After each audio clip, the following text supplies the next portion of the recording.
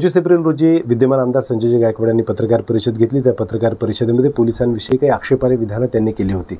पोलिसांनी सुमोटो त्यांच्यावर कारवाई केली आणि त्याच्यानंतर मात्र पोलिसांनी पत्रकारांना नोटीस बजावण्याचं काम केलं आणि त्या नोटीसमध्ये असं लिहिलं की पत्रकारांनी 24 तासाच्या आत आम्हाला सदर जो व्हिडिओ आहे जे संजयजी गायकवाड बोलले त्याच्या संदर्भातला व्हिडिओ आमच्यासमोर पेनड्राईव्हच्या रूपात सादर करा, अन्यथा तुमच्यावर कायदेशीर कारवाई करू।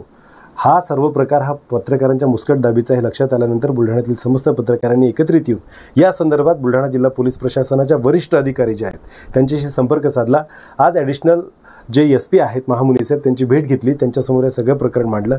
त्याच्यानंतर महामुनी साहेबांनी त्वरित ॲक्शन घेऊन ही जी नोटीस आहे ती खारिज केली आणि महत्त्वाची बाब म्हणजे जे तपास अधिकारी आहेत त्यांना बदलून त्यांच्या जागी नवीन जे आपले ठाणेदार आहेत बुलढाण्याचे त्यांना तपास देण्यात आला आहे।